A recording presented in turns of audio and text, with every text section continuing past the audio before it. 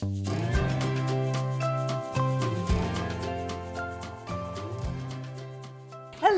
and welcome to Cooking with Bird Creek Ranch. I'm Desiree Haight, owner and caterer of Butterfan Catering in beautiful Calgary, Alberta.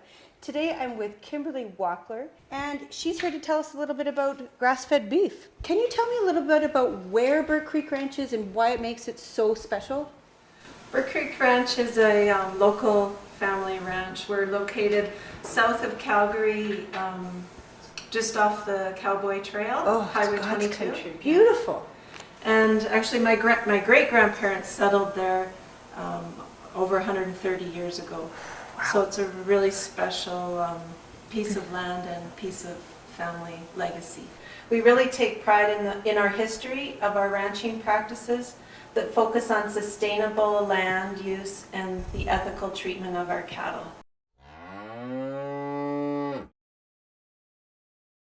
Today we're going to be cooking eye of round roast.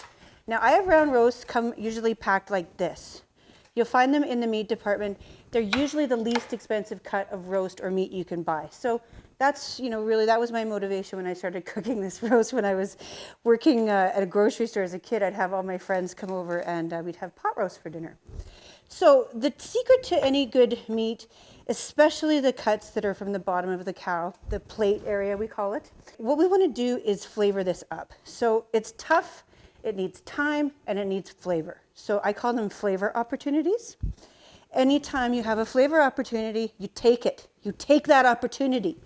So right now what we're going to do is we're going to get a boning knife. Now you could use any knife if really, but the tip is what you really want. So we're going to take a garlic clove and we're going to slice it, and this is a bit tricky. It could get slippery, so be careful. We're going to slice it on the vertical. So you get nice, tall, thin slices like that. Take your boning knife and you stick it in and you turn it just like that. You put your garlic in and you slice it in as you pull out your knife. You're going to want to use about 2 cloves of garlic. Doesn't matter. If you have lots of garlic you want to use, then use up all your garlic. I always find I have too much garlic. So, okay, there we go. We're ready. We don't need that little extra piece of garlic. So that's in there already. So now what we're going to do is just do a quick little marinade to kind of encapsulate that awesome little roast. So every time you use beef, I always say use rosemary. Rosemary is your friend. It's earthy. It's just intense. It just smells like the trees. It smells like the ranch. You can smell the grass. It just fits, right? Grass-fed beef, beautiful, beautiful fresh herbs. So take these off. Squish them in your hands a bit. Squish them. Get that oil going. 1 or 2, doesn't really matter. And if you want to leave the sprig in there, go ahead, because that's really intense, that flavor. Then we're going to add olive oil. Whoop, whoop. Just enough to coat, just kind of, this is about a half a cup maybe, tops. Salt, give it a good pinch of salt. And some black pepper. Okay, that's it. Take your meat, stick it in the bag. Oh, I didn't need that bag, that there. Stick it in a bag, roll it around.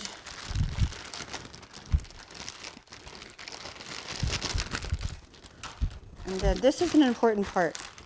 You want to roll it tight so you keep that flavor and all those rosemary sprigs and all the olive oil and the salt tight against the meat, because then it's going to totally marinate. So just stick that in your fridge, and just overnight is good. Even if you only have 4 or 5 hours, that's fine too. Do it in the morning, come back in the afternoon, done. Okay, so this is our piece of beautiful grass-fed, grass-finished Bird Creek Ranch beef. This is the eye of round roast, and we've put our garlic inside of it.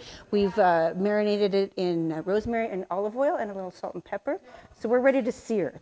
Again, flavor opportunity. So what we want to do is build a really great crust on the end of this, on the outside of this beef. What happens when you build a big crust is that all of the juice stays in, and you get that extra flavor, another flavor opportunity.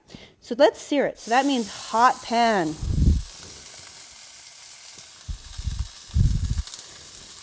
So this is the time that you do not want to take shortcuts. Don't be in a rush for this. If you get really good at this, you'll actually be able to hear when you've got a perfect sear on your beef. But right now, we just want to make sure that every little side is seared off. You want a really nice brown, even really a lot darker than that too. It might look burned to you, but it doesn't matter. The darker it is, the more color you get on this outside of your beef, the more flavor you're going to have at the end of the day.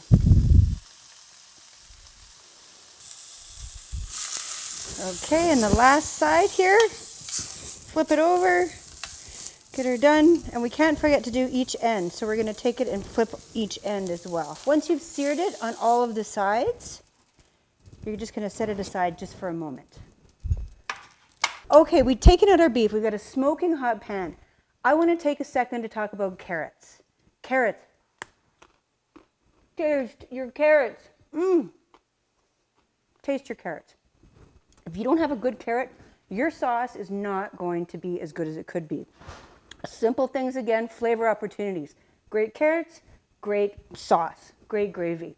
What we're going to do with these carrots is we're going to build at the bottom of this pan sort of a roasting rack. So right here I have some carrots already cut up. Doesn't matter, they don't have to be fancy. Some celery, obviously.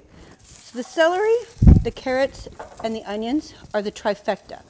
They're actually called a mirepoix. So these ingredients right here are your basis for basically a roasting rack. It's a vegetable roasting rack that you're building inside of your pan.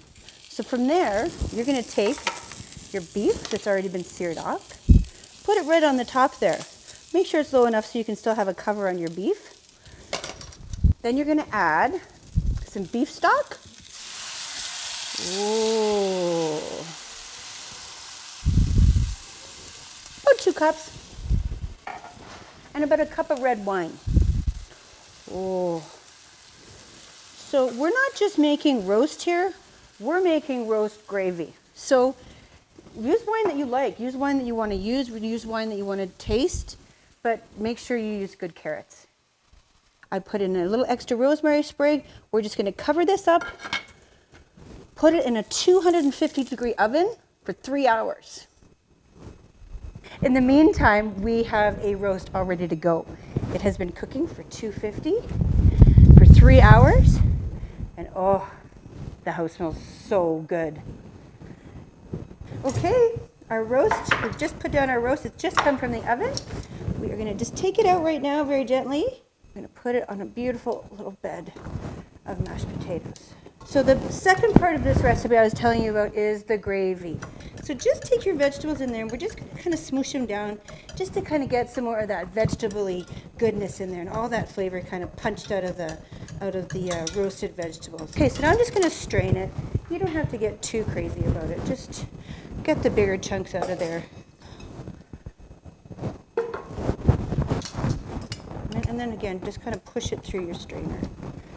Again, flavor opportunity. Big time flavor opportunity, this one. And now back into your sauce pot, which should be very, very hot. Your liquid should also still be very, very hot. So into this, we are going to add some cornstarch with water, just a little bit. I would say a tablespoon of cornstarch to 3 tablespoons of water.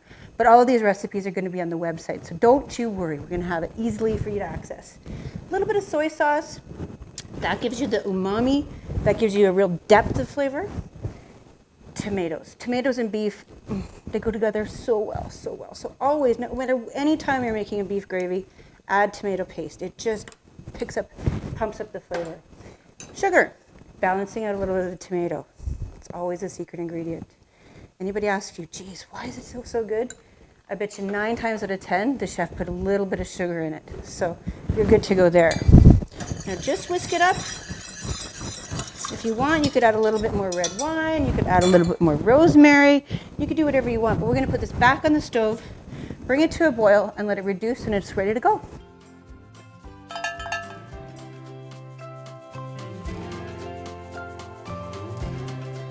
Thank you so much for joining us today and learning all about the beautiful grass-fed beef at Burke Creek Ranch. We've had a wonderful time learning about the producers, the grasslands, the ranchers themselves, and about our beautiful province. There's nothing like Alberta beef, and it's wonderful to have a chance to learn and hang out with the people that make it.